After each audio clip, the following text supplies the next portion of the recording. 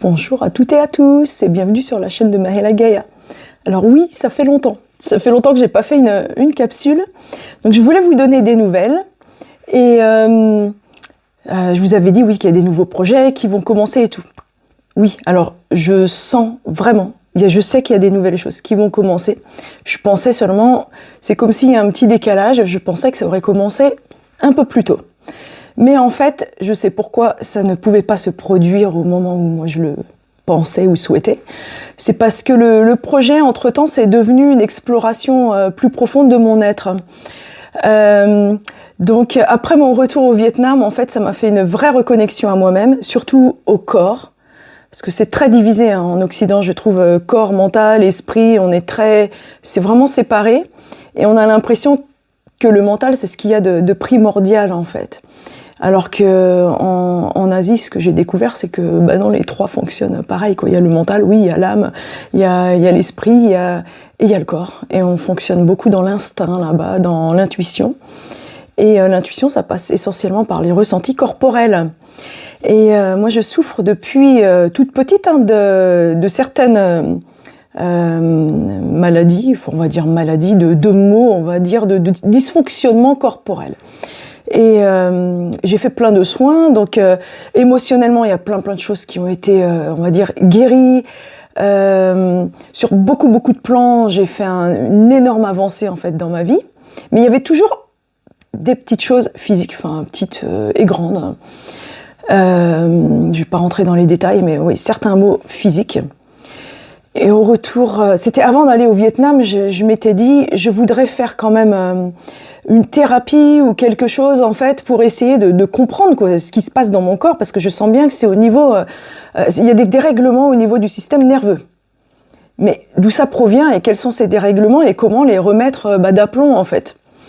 Et au retour du Vietnam, la thérapie n'avait même pas commencé, que j'ai eu beaucoup de retours de mémoire de mon enfance, des choses oubliées, occultées, enfin des choses vraiment mises sous amnésie mais qui sont toujours là, mais dont on n'a plus conscience parce que en fait quand on a des chocs traumatiques hein, dans la vie, surtout enfant, il se passe une amnésie ou alors l'être se dissocie en fait du trauma qui est arrivé pour continuer à vivre et survivre oui et vivre normalement.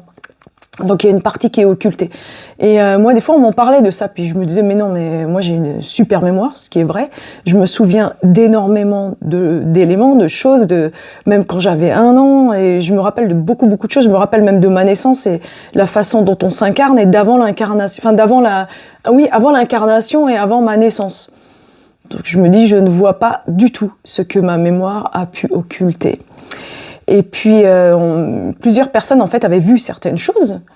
Mais je dis, ouais, peut-être. Mais enfin, ils ne m'avaient pas dit les détails, mais ils avaient dit, ouais, on a vu plusieurs. Hein. Et là, je me dis, si plusieurs personnes ont vu quand même des choses et ressentent des choses, c'est que quand même, il y a peut-être des éléments à explorer et à admettre. En fait, ils me disaient, mais ne sois pas dans le déni, juste accepte qu'il y a eu certaines choses qui se sont passées et ouvre-toi à ce qui, tu vois, que ces éléments, ces informations remontent à la surface et arrivent à toi, en fait. Donc je me suis dit, ouais. En plus, j'étais bien détendue après le Vietnam, bien posée. Alors je me dis, oui, bon, ça peut pas être des méga gros trucs, mais bon, il y a peut-être eu quelques 2-3 événements qui étaient un peu plus que le harcèlement scolaire, qui ont déréglé des choses en moi. Et là, j'ai parlé à mon corps, je dis, mais dis-moi alors, s'il y a eu des choses, quoi dis-moi. Mais je ne m'attendais pas aux informations qui sont remontées. Donc je ne vais pas rentrer dans les détails, c'est des grosses choses, très lourdes, intenses, des choses que je souhaite à personne de vivre ou d'avoir vécu. Donc du très gros, en fait. Des choses où je m'attendais vraiment pas.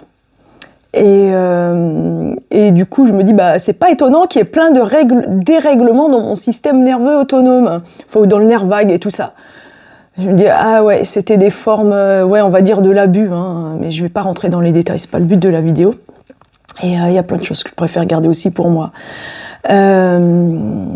Mais ouais, j'ai en fait expérimenté, on va dire, ouais, des choses qui me permettent encore mieux de comprendre les autres, en fait. Moi, je le vois maintenant de cet angle-là. Quand en fait, c'est très très dur quand les mémoires reviennent, parce que c'est hyper intense. Évidemment, il faut être suivi. Alors déjà, ce qui est important, c'est d'être avec un thérapeute avec qui on a entièrement confiance. Et de se sentir en sécurité, en fait. Parce que là, on laisse l'espace aux mémoires, en fait, pour ressurgir.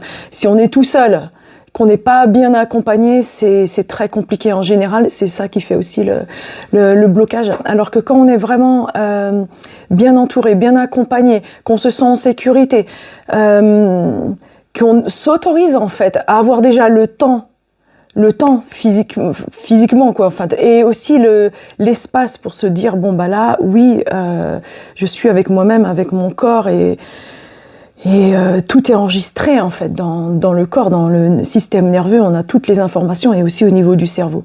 Et là, ouais, beaucoup de mémoires sont revenues. Bon, il y a eu aussi de l'aide, hein, des séances de thérapie qui ont aidé ces mémoires à refaire surface. Hier, il y a quelqu'un aussi qui me disait mais comment, à quel moment ça fait surface? Comment on peut déclencher? Parce que beaucoup de personnes ressentent qu'il y a des choses sur elle-même à faire ressortir, qu'il y a un blocage, mais n'arrive pas à débloquer la mémoire. Alors il y a différents procédés, mais moi je les connais pas tous, hein, mais je sais qu'on entend parler à droite, à gauche de différents procédés pour débloquer les mémoires. Ou de prendre certains, je sais qu'il y a certains traitements, notamment aux États-Unis ou au Canada, mais c'est pas encore autorisé en Europe, pour débloquer les mémoires. En fait, ça débloque vraiment je sais pas comment on dit, mais les synapses ou certaines choses au niveau du cerveau en tout cas. Hein, ça débloque tous les mémoires figées, tout ce qui est figé, ça le fait sortir. Et moi, c'est ce qui s'est passé, en fait. Les mémoires figées ont pu, en fait, être débloquées. C'est comme s'il y a vraiment la boîte de Pandore, quoi. Une boîte qui s'ouvre et là, tout paraît tellement clair. Déjà, il y a les images qui viennent, mais aussi des compréhensions. C'est ça le plus important. C'est surtout les compréhensions de ce qui est en nous, en fait, qu'il fallait, je vais vous donner un exemple après, hein, de faire ressurgir certaines choses. Donc, mais en fait, la mémoire aussi se débloque quand on est prêt. Parce que je peux vous dire que si les infos, là, que j'ai eues, c'était sorti il y a 5 ans, moi j'étais pas prête il y a 5 ans en fait. Je l'aurais pas cru, je sais pas, quelqu'un on voit des mémoires atroces, ça peut pousser à la dépression, au suicide, enfin tout l'inverse en fait, tout l'inverse de la guérison. Donc c'est pour ça, les mémoires reviennent aussi quand on est prêt. Et c'est vrai qu'après le Vietnam, j'étais détendue, donc c'est comme si je m'étais renforcée là-bas, donc le corps il dit bon bah c'est bon, l'âme aussi dit c'est bon, on peut envoyer là, elle tiendra le coup quoi. Parce que c'est ça, il faut pouvoir affronter. Après je peux vous dire c'est chaud, hein. Et ça dure. Bon après moi c'est vrai que je suis bien entourée, j'ai des outils déjà. Puisque je donne moi-même des soins, donc j'ai quand même des outils d'auto-guérison, donc ça avance très vite en fait. C'est comme s'il fallait vraiment sortir ce gros morceau et ensuite passer à autre chose. Et j'ai beaucoup d'outils et des techniques aussi hein, pour accompagner. Et il y a une mémoire par exemple qui est sortie en fait, que je sentais vraiment que, en fait, ce que j'ai vu à un moment en thérapie, c'est comme si on est un peu sous hypnose quelque part. Et je disais, mais c'est marrant, il y a 2 systèmes dans mon corps, je les voyais vraiment fonctionner. Alors en fait, je voyais le système qui se met en route pour survivre. J'étais en survie tout le temps, en fait, sans m'en rendre compte. Hein. Il y avait plein de choses dans ma vie, en fait, quand on est les traumas créent des systèmes pour survivre, donc des systèmes d'hypervigilance et tout ça, ce qu'on appelle le syndrome post-traumatique, PTSD en anglais. Donc oui, j'en avais, mais sans m'en rendre compte en fait. Plusieurs personnes s'en rendaient compte, mais moi je me rendais pas compte. Syndrome de dissociation, quand en fait il y a une partie de nous-mêmes qui est comme éloignée de nous, qui est déconnectée de nous, dissociée du corps, comme si on a l'impression de ne pas être bien dans son corps. Ou alors on peut avoir dissociation de personnalité, on a l'impression qu'il y a plusieurs personnes à l'intérieur de nous, ou des éléments comme ça en fait. Ou alors des peurs, des dysfonctionnements corporels, des difficultés, je sais pas, des gens qui ont des phobies ou des difficultés à aller vers les autres, ou enfin il y a les traumas d'enfance et aussi les croyances inculquées pendant l'enfance et suivant l'éducation qu'on a reçue et tout, vraiment ont un impact ensuite dans la vie adulte, mais dans notre façon de vivre et de faire, et surtout, soit on est en vie ou en survie, c'est ça la différence. Et là, je l'ai vraiment senti qu'en fait, il y avait certains éléments en moi, j'étais vraiment en survie, et toujours en hyper-vigilance, mais on s'en rend pas compte parce que c'est le cerveau qui est toujours en train de travailler là, en arrière-plan. Et du coup, on est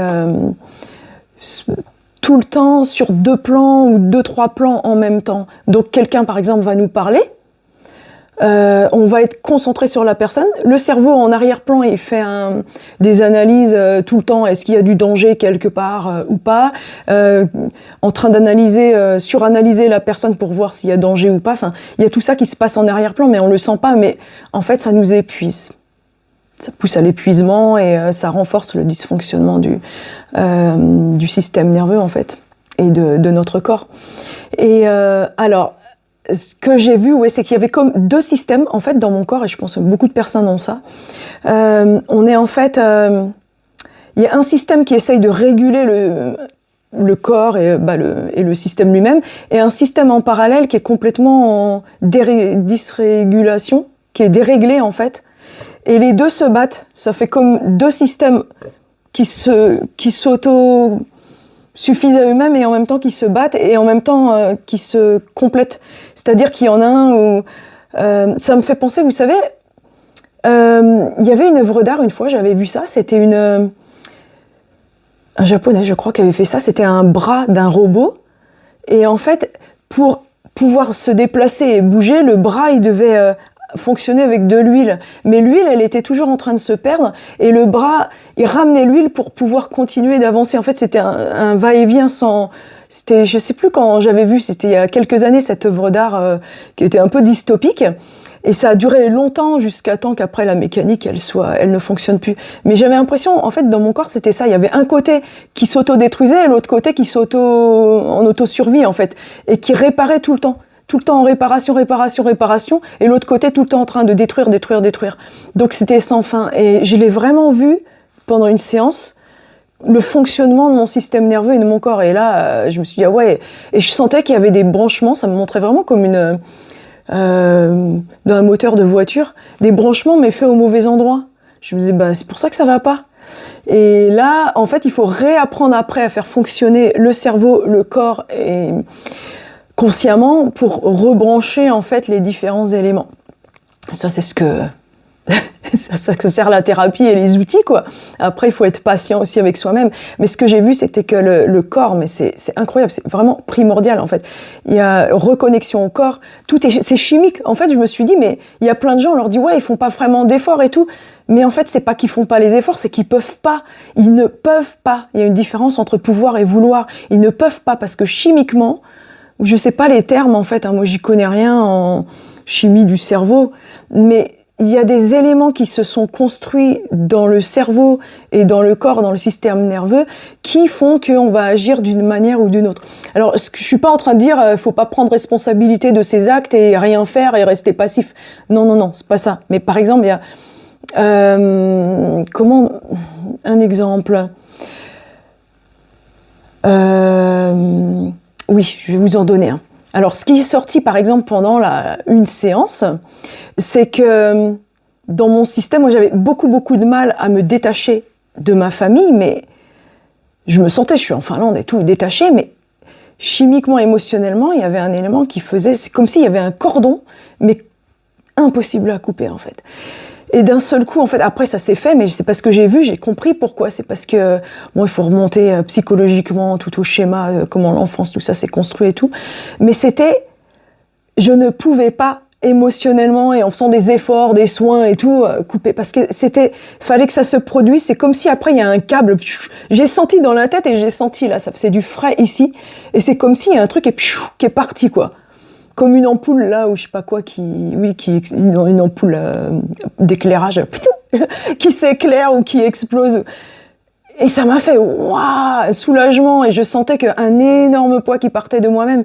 Et là, je me suis dit, mais c'était chimique en fait, c'était physiologique.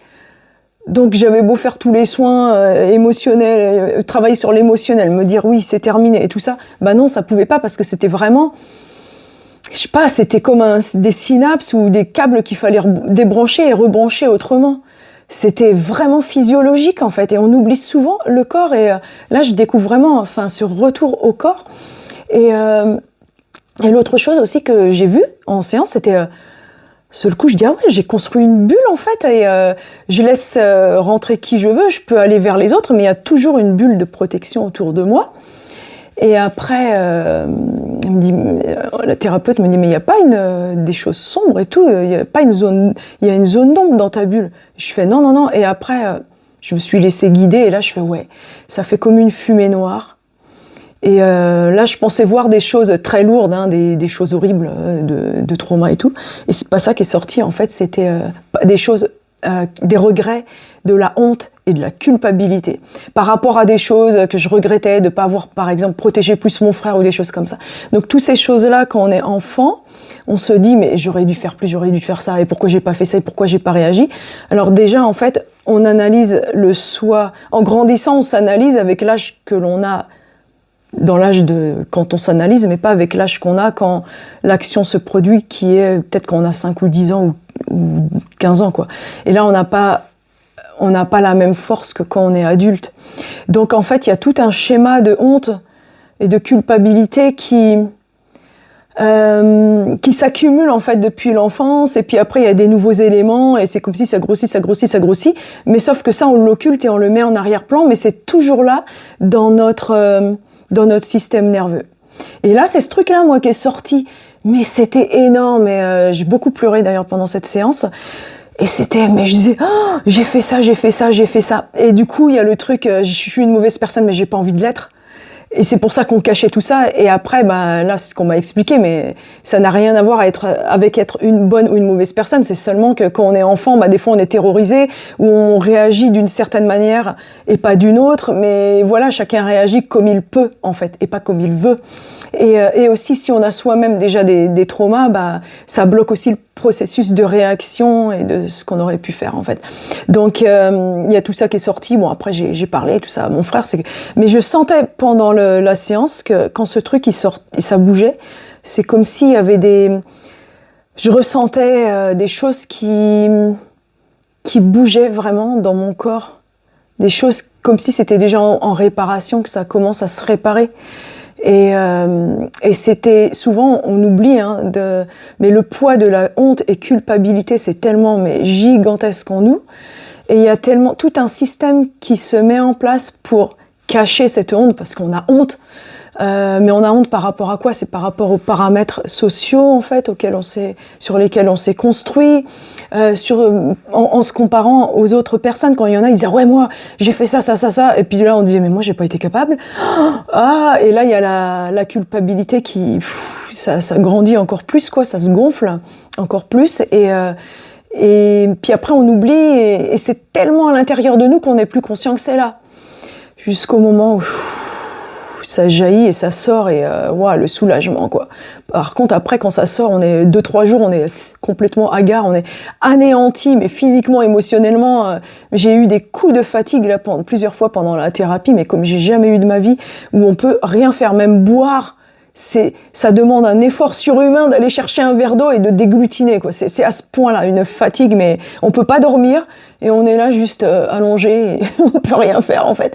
Et ça dure une journée ou 2 jours. En fait, il faut laisser le processus, et puis le lendemain, c'est comme si tout va bien, et voilà. Mais voilà, je voulais vous dire, j'en suis là. dans ce processus. On va dire, c'est assez court, mais très intense, très dynamique. C'est une thérapie active, en fait, parce qu'il y a, avec soi-même, en fait, vraiment des choses à faire, à mettre en place, nous-mêmes. Prendre le taureau par les cornes. Et il ne faut pas avoir peur, en fait. Et quand il y a des choses très, très, très, très douloureuses qui remontent, en fait, il faut les laisser remonter, accompagner l'émotion. Puis après, se dire, de toute façon, on ne peut pas changer le passé. Donc, c'est accepter, mais pas dans le sens de dire vas-y, tu peux me faire tout ce que tu veux. Non, pas accepter dans ce sens-là, mais accepter de dire c'est arrivé.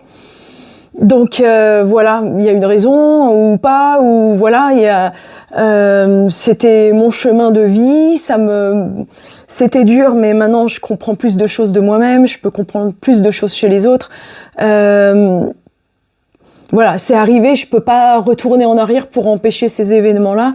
Donc, il faut apprendre à vivre avec et se dire, voilà, il y aura une utilité à un moment donné de pourquoi, en fait, j'ai vécu ces choses-là. Et je pense qu'il y a déjà eu une utilité, c'est ma façon de pouvoir comprendre les autres, en fait.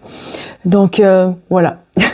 J'en suis là et je sens que ça... Donc là, je prends vraiment... c'est vraiment une histoire de 3-4 mois, en fait, où j'ai besoin de faire ce travail-là.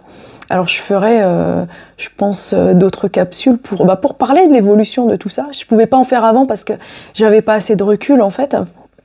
Et, mais je découvre beaucoup de choses liées au psychotrauma et syndrome post-traumatique et tout ça. Et on en a tous, hein, à différents niveaux, suivant tout ce qu'on a vécu. Et voilà.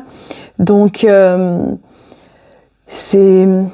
en fait, ce qu'il faut aussi se dire, c'est que oui, on a été victime de certains stratagèmes, ou je sais pas, certains événements, mais ne pas tomber dans la victimisation, de pas dire et puis il m'est arrivé ça, et puis ça, et puis ça, et de pas tomber en fait dans ce schéma où là on est en train de psychoter sur les traumas qui nous est arrivé et de revoir les images en boucle. En fait, maintenant j'ai des outils, dès que ça arrive, c'est de voir ça d'un point de vue beaucoup plus distant et de dire ok, il s'est passé ça, qu'est-ce que ça évoque, qu'est-ce que ça me fait ressentir, mais qu'est-ce qu'il y a eu entre temps. Maintenant je suis beaucoup plus forte, comment je le perçois maintenant, en fait, et vraiment en prenant de la distance, parce que c'est ça, en fait, de ne pas tomber, de comprendre que oui, on a été victime de certains événements, mais de ne pas tomber dans la victimisation. Ça, c'est vraiment important, et de prendre le temps de l'écoute pour soi, d'être avec soi-même, en fait. Donc ça, c'est... je voulais terminer là-dessus. Voilà. Je vois, il y a des codes qui viennent en plus, là.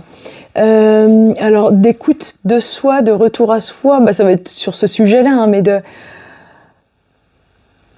Attendez. Retour corporel, au corps, l'écoute du corps. L'écoute du corps, là-dessus, en fait. Tarikiana najdara kamo yara kam norok tostaka daro kumuina takiani norok tekisi tayamara ke haine kane yosdara kana yanara kitisi tur kumuina najdara kiki kana kana kumuya ta tisik ne narakti tayanara kamuya narakisiki oshara katataki ani norok no tumuyu yorki tisik naraki kenia yao yuno Turuki kini nashtakana muyo turuki tistikini arakeya saraga moyo narakashaka tane toshtokara komona najarakara kuya directe reconnexion corps âme esprit mental tojara komoya nananya taitiktikini arakomoya narakturukturukta. Votre corps et système nerveux détiennent tellement de secrets de vous. Laissez-les parler. Taragomoyanaj takea narikihia. Toya korekto monarikikea.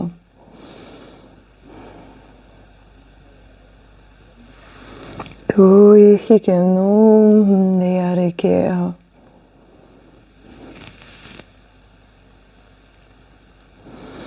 Revenez à vous. Respirez profondément. Sentez votre souffle. Je vais vous laisser là pour aujourd'hui et je vous dis à bientôt pour la suite. Je sais pas trop quand et enfin tout dépend des développements aussi qui vont se produire. Mais ouais, j'ai bien envie aussi d'explorer cette voie-là, le psychotrauma et tout ça, parce que bah évidemment, maintenant ça me parle encore plus, je suis en plein dedans. Mais je pense que c'est très important. On connaît tellement peu, en fait, enfin, tout ce qui est enregistré au niveau cerveau corporel, au niveau du nerf vagal, enfin, du système nerveux autonome, et tout est enregistré en nous, en fait. Hein. Et voilà. Je vous souhaite une magnifique journée, soirée et très belle reconnexion à vous-même. À bientôt!